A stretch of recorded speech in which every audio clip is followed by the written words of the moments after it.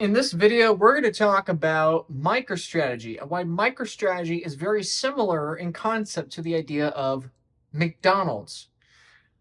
What on earth does a burger joint, the largest burger joint in the world, have to do with the largest Bitcoin holder in the world? Well, we'll get into it in this video here, and why I believe this metaphor helps conceptually justify a much higher MicroStrategy, now known as strategy, share price. We're going to be talking about specifically an $800 to $1,600 share price for MicroStrategy, strategy, MSTR, SAYLOR coin, whatever you want to call it. So without further ado, let's talk about the metaphor here. This is a great metaphor by someone on Twitter named Chris Milius. He's a great MicroStrategy moon boy on there. I love his visuals. I love his ideas. And this, I think, was a really great description worthy of making a video of.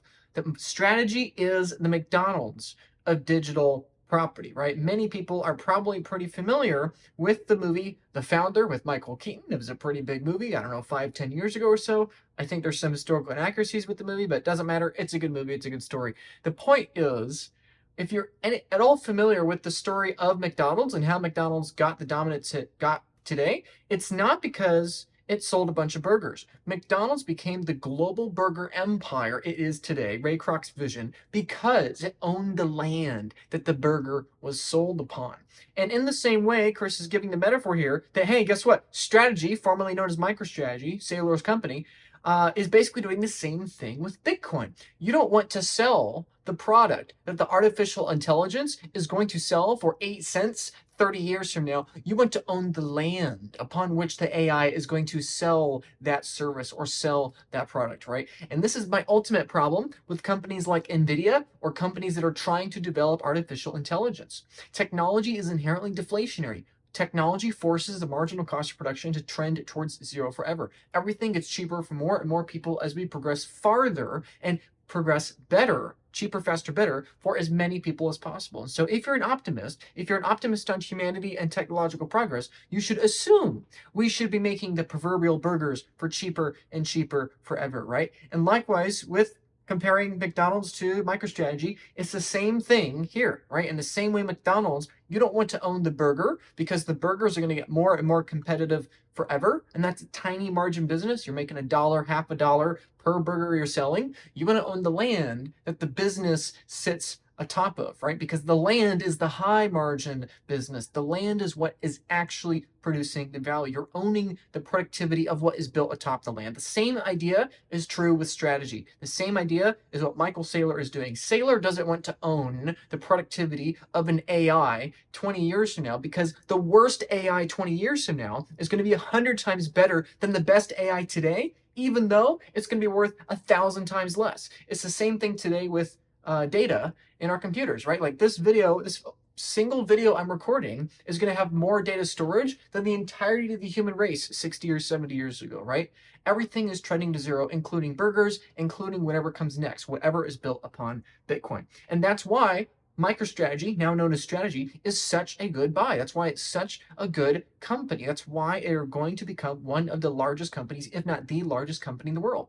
Because McDonald's has a monopoly over burgers. Yes, they're owning the land, but their main focus is burgers. But the Bitcoin can be used for anything.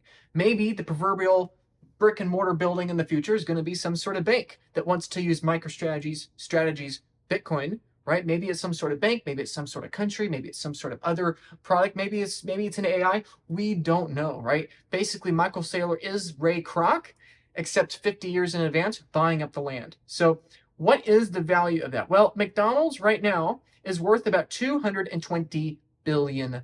Just about $250 billion is the total market capitalization for the McDonald's Corporation.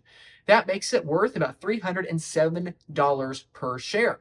Now, ironically, totally unrelated and by chance, the share price for MicroStrategy, now known as Strategy, still known as MSTR, is $308. So yes, if we're putting our unit bias normie hat on, they look about the same price. Oh, well, they're about the same price. McDonald's is $307 a share. Strategy, MicroStrategy is $308 a share. Okay, so it's about the same value. No, it's not, because the market cap of MicroStrategy is so much lower than that of McDonald's, right? This is unfortunately where unit bias comes into play. People think they're too late to Bitcoin just because it's a large number on the screen. But if you think instead in terms of sats, well, all of a sudden, now instead of buying one Bitcoin after spending hundreds of thousands or $800,000, you can buy millions of Satoshis for just a couple $1,000, right? That unit bias really changes perspective. And so just because McDonald's and SAYLOR's company's strategy, formerly known as MicroStrategy, just because of the same share price, basically the same share price, doesn't mean it's the same market cap. MicroStrategy has a market cap 2.82 times smaller that of McDonald's. It's a much, much smaller company, and the upside is much, much higher, right? We'll be looking at an $850 share price for MicroStrategy if and when MicroStrategy eclipses McDonald's as becoming a more valuable company. Now, how do we know that MicroStrategy would do this? Well, it's because MicroStrategy has a way larger percentage of the network. McDonald's does not own 2.5% of the world's land. Yes, they have tens of thousands of stores, but they don't own 2.5% of the world's land. Michael Saylor, via his company, they own 2.5%, closing in on 3% of the world's digital property in cyberspace, which is Bitcoin. And you got to ask yourself, which of these two companies is a net benefit on humanity? A company that is hoarding land to force up land prices, to price out young homeowners, to price out all kinds of people trying to get on the property ladder, just trying to make a living and have a place to survive, while at the same time selling high seed oil, high sodium, high calorie, high cholesterol, high whatever products to people that basically get them addicted. I'm not blaming McDonald's entirely, right? People that make the choices to choose that kind of food also are at blame. But which is more valuable, right? That or the company that's hoarding an asset that doesn't price people out, right? Nobody starves when Bitcoin price goes up. People starve when you hoard food because prices go up. People freeze in the winter when the US dollar and the petrodollar system hoard oil to force up energy prices for national strategic security. That unfortunately means the people on the bottom of the energy ladder freeze in the winter, or because they don't have their home quite as warm in the winter, they get sick, they catch cold, and they die. It's estimated about 4 million people a year are dying due to the lack of affordable heating. Fiat currency has an implicit cost. And I'm not blaming McDonald's at all for those kinds of things. However, they are to blame in participating in that, right? In the same way we all are. I'm not saying I'm better than McDonald's or blah, blah, blah, but I am saying we have a choice of where to direct our energy. And buying MicroStrategy shares is saying, I want the future to be less about high calorie burgers that get young kids addicted and forcing up energy prices and land prices for young homeowners. And instead you get to say, I want to be a part of a digital revolution that is incentivizing governments to decommission their militaries and decommission the arms. And likewise, we want to demonetize the assets of the world so as many people as possible can afford cheaper and faster, better technology, instead of trying to hoard things to force up the monetary premium of actual user goods with utility. Instead, I'd rather force up the monetary premium of a digital cyber asset that is Bitcoin. And again, getting back to, what is the actual value of this, right? The incredible thing is that Ray Kroc, of course, this isn't actually Ray Kroc. This is Michael Keaton portraying Ray Kroc. What he was able to do in over 50 years with the McDonald's Corporation, Michael Saylor is going to be able to do in about a tenth of the time. Maybe 5 years, maybe 6 years, but sooner or later, Michael Saylor is going to eclipse what Ray Kroc was able to do. MicroStrategy is going to be able to eclipse what McDonald's did, because it's that much better of a company, because technology is getting faster and faster and faster. The world is not getting less competitive, it's getting more competitive. It's not slowing down, it's speeding up. It's getting faster and faster. And so what does that mean? Where do we go from here? Well, where we've gone so far is that things have gone in the wrong direction. Even though the world's gotten better, even though people have more access to information than ever before, we're still eating unhealthier diets every single year, every single decade. If you look at this chart here, we have the stunning rise of obesity in the United States of America, both men in orange and women in purple. And what you can see very clearly is that in the mid to late 1970s, we see a dramatic spike of obese men and extremely obese men. Likewise with women, we see a skyrocketing in obese women and an even greater degree of a rise in extremely obese women than likewise with men. In fact, the only line of these 6 lines on the screen here that trends down between 1960 and 2014, which this chart is outdated by a decade, by the way, the only line that's trending down is overweight men, because so many of the overweight men are turning into obese men that the line is going down, right? So the question here, is fiat currency the only source of blame for this chart? No, it's not. Every single person makes a choice every single time they choose to put on their plate. However, The problem and disgusting nature of political currency, of fiat currency, is it incentivizes, subsidizes, and institutionalizes short-term thinking at the expense of long-term preparation.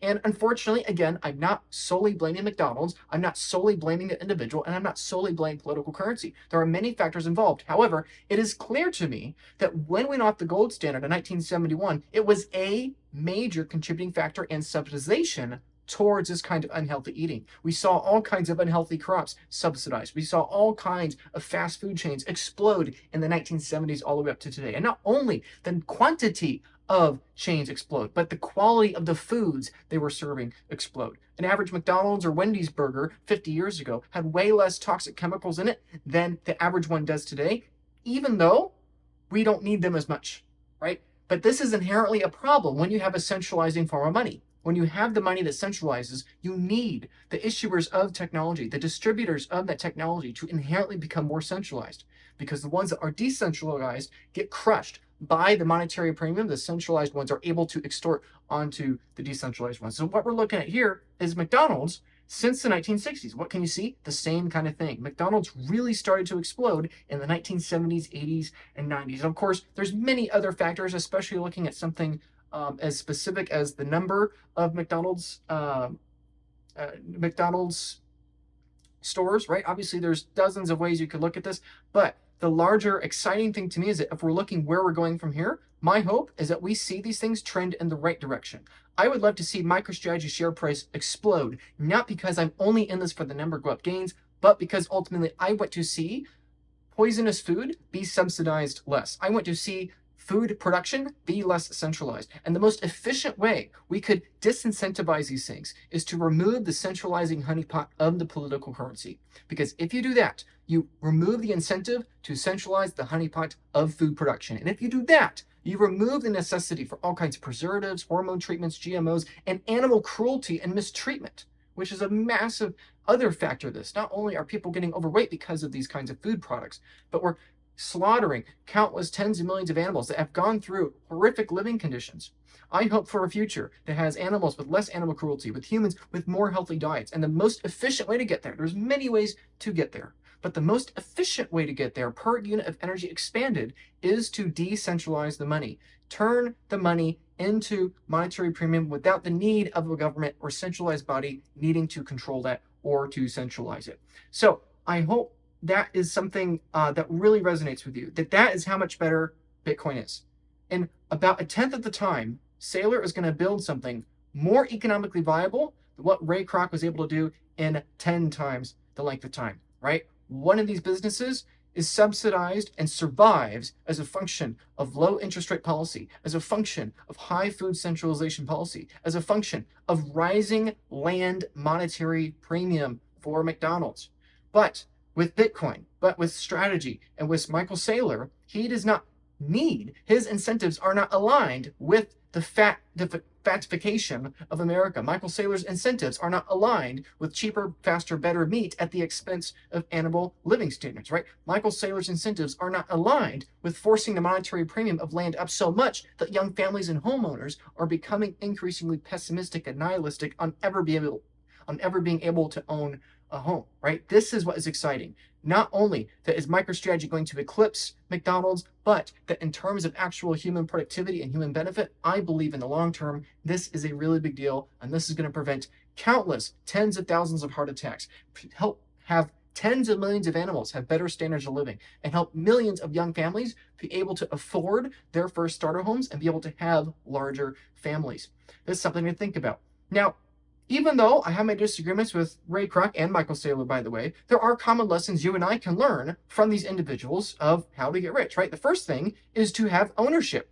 If you have ownership of MicroStrategy, you're going to directly benefit from the price appreciation of the shares of that company, right? Yeah, sure, you can watch Bitcoin from the sidelines. Yeah, sure, you can watch strategy from the sidelines, but you're not going to benefit, right? If you actually want to enjoy the appreciation of these assets, you got to learn from both Ray Kroc and Michael Saylor. The name of the game is ownership. You don't want to sell burgers for a couple bucks a pop. You don't want to sell some piece of digital software like MicroStrategy used to do, right? And they still do that technically, but obviously it's a small part of their business. But likewise, MicroStrategy was able to explode when they transitioned from selling something to having ownership of a pristine asset. And likewise, the same thing happened with Ray Kroc. They went away from selling burgers and pivoted towards being landowners and using the burger as a means to the end of acquiring land. In the same way Michael Saylor used his software business as a means to the end to acquire pristine capital, which is land. So that's the first lesson. Ownership is everything. The second lesson is that pristine collateral is everything. You don't want the second best piece of land. If you're a McDonald's, you want the best piece of land on the best corner lot in the best city to sell the most number of burgers. That's what you want. The same thing is true with Michael Saylor. Michael Saylor doesn't want to be stacking XRP. Michael Saylor doesn't want to be stacking that. He doesn't want to be stacking Ethereum. He doesn't want to be stacking any other kind of second best digital currency. He wants to be stacking the best digital currency, the best digital property. That is Bitcoin. You don't only want to have ownership, you want to have ownership of the right thing. You want to have ownership of the right thing. The third thing to focus on is to go after the big prize. Do not focus on the distraction. This is something I see personally that a lot of Bitcoiners haven't quite got their head around, right? This is something as a practical example that I think is really important to keep your mind around, right? One of the things I focus on in my line of work here in Bitcoin is obsessing over helping clients reduce the underlying risk with their Bitcoin custody exposure.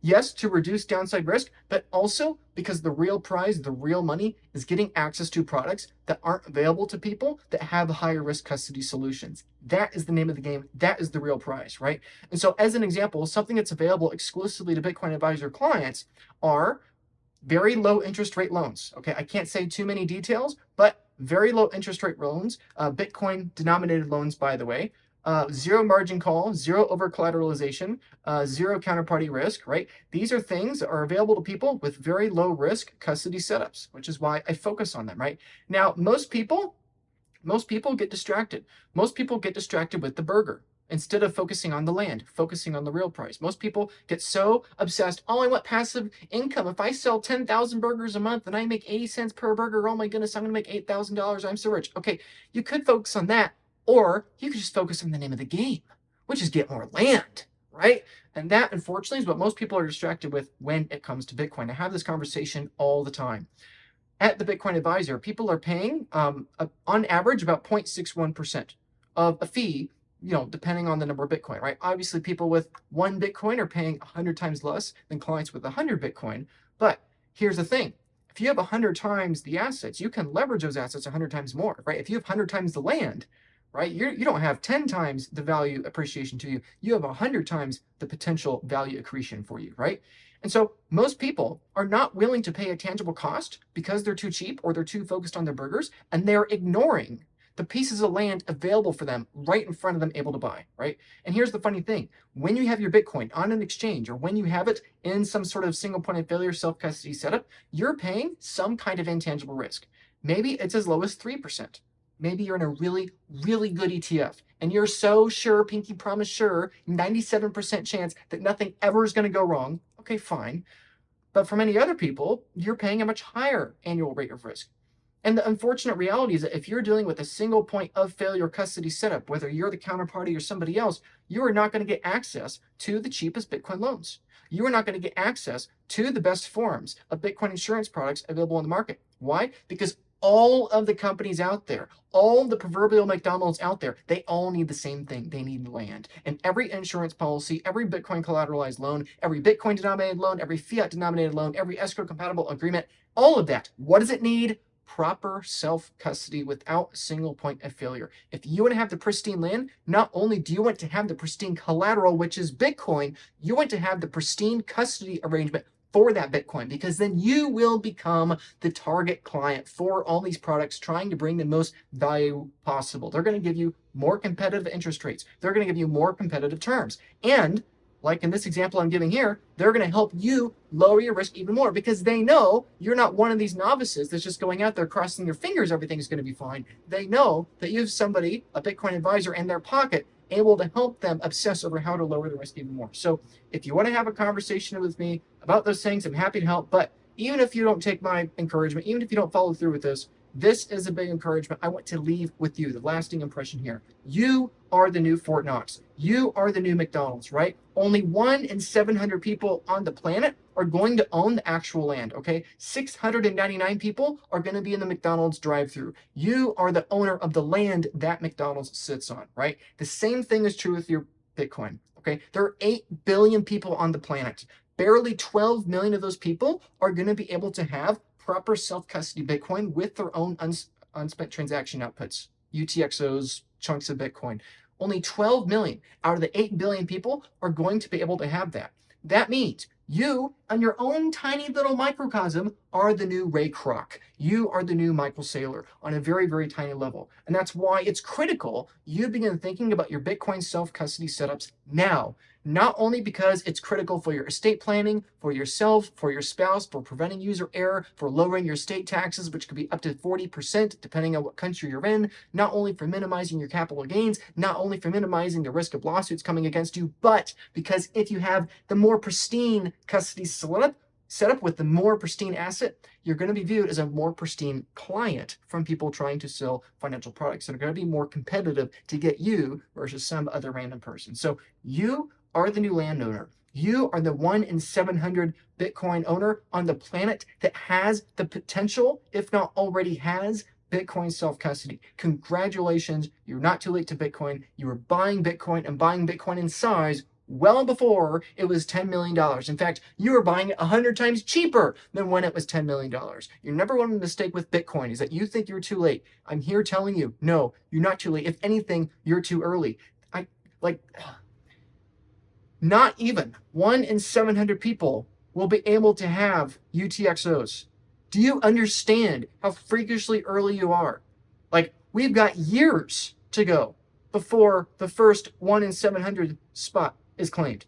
You are so freaking early, right? And my encouragement is upgrade your self-custody to multi-generational security, right? Treat your Bitcoin as if you are already Ray Kroc. Stop focusing on, Luke, how can I get 1% yield on my Bitcoin? No, focus on how do I get more land. Michael Saylor doesn't care right now about getting a yield on his Bitcoin.